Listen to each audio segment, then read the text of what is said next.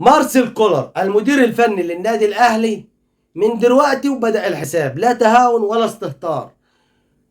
وقرارات تعسفية من اتحاد كرة السلة ضد المدير الفني للنادي الاهلي اوجستي.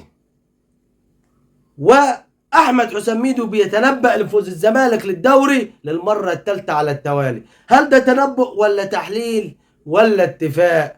ما احنا عايزين نعرفه بقى. والمغرب مبروك عليكم يا ابطال، شرفتونا المركز الرابع في كأس العالم.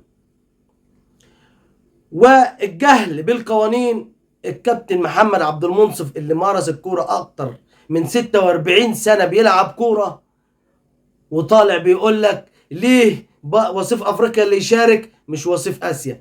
السلام عليكم ورحمة الله وبركاته. يا ريت كل اللي بيشوفنا يدعمنا بلايك واشتراك في القناة فضلا وليس امرا، دعما لحبيبك واخوك سوبر اهلاوي.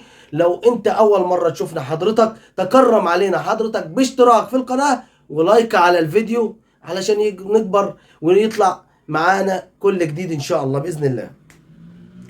قرارات من النادي الاهلي والمدير الفني ضد لاعبي النادي الاهلي وتغريم محمد مجدي قفشه 200,000 جنيه على عدم امتثاله ولقرارات المدير الفني واهداره لركله الجزاء، وهو اللي قرر ينفذها، مع ان المدير الفني والجهاز كله ما قالوش نفذ ركله الجزاء. بس هو كان من الاول يا حضره المدير الفني يا مارسيل كولر كنت اتمشيت وناديت عليه وقلت له يا قفشه سيب الكوره خلي معلول هو اللي يشوط.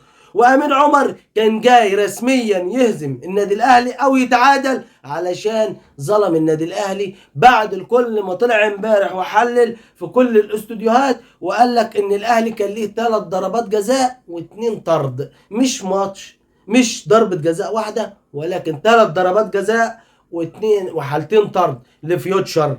المشكلة ان امين عمر تغاضى عن ده كله ومحدش سأل وليه تهاون من إدارة النادي الأهلي في القرارات اللي اتخذها أمين عمر امبارح ضد النادي الأهلي.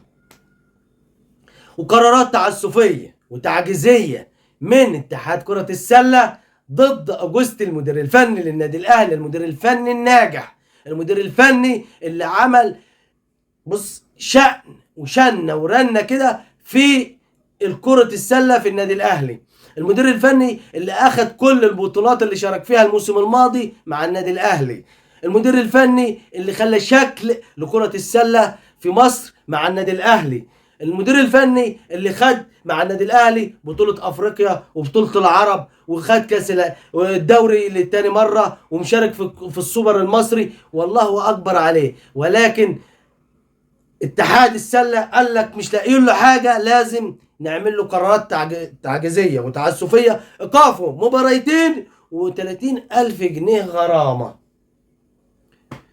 وشكرا، هنقول ايه؟ طول ما اتحاد الكرة السلة واتحاد كرة القدم واتحاد كرة اليد واتحاد كرة الطايرة بيعملوا وإدارة النادي الأهلي ساكتة ومفيش رد على الناس ديت، خلاص كل بعد كده اللي هيعمل حاجة محدش هيقدر يتكلم معاه، لأن ايه؟ بقت سويقة وهيصة بقى.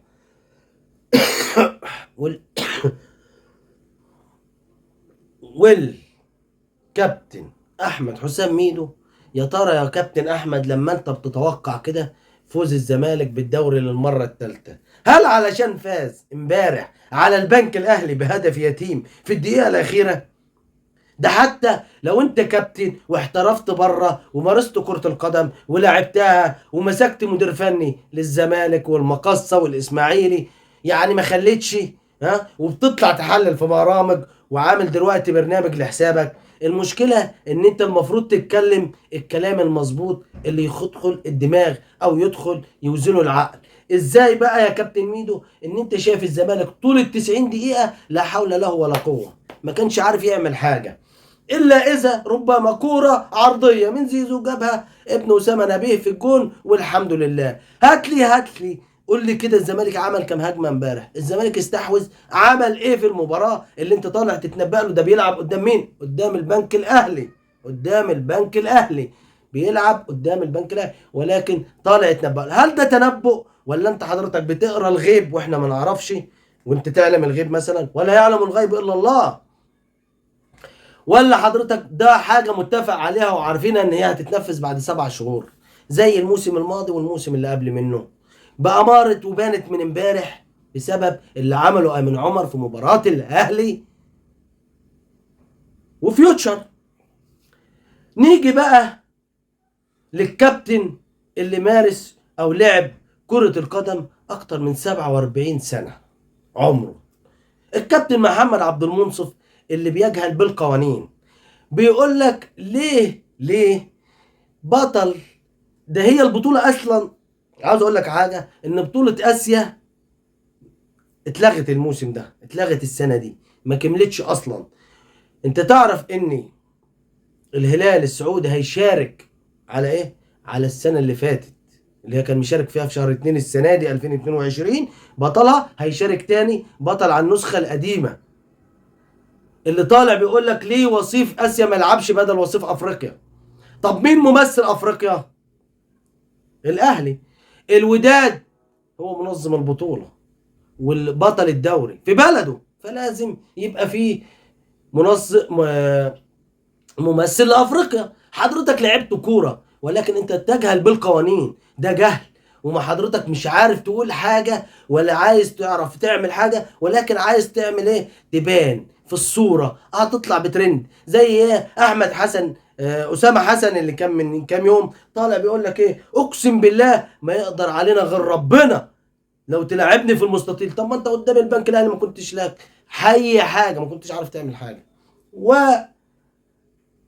واخيرا يا ساده، رئيس نادي الرجاء المغربي طالع بيقول لك التاني احنا بنطالب بحقنا، وبعتنا بالتنسيق مع الاتحاد المغربي والفيفا بشكوى رسميه بنطالب بأحقية الرجاء في تمثيل المغرب، كون الرجاء هي اللي منظم البطولة، ان هي تمثل المغرب في، او تمثل البلد صاحبة البلد ان هي تمثل البطولة، تمثل المغرب او تمثل المغرب في بطولة كأس العالم، والوداد ممثل لأفريقيا.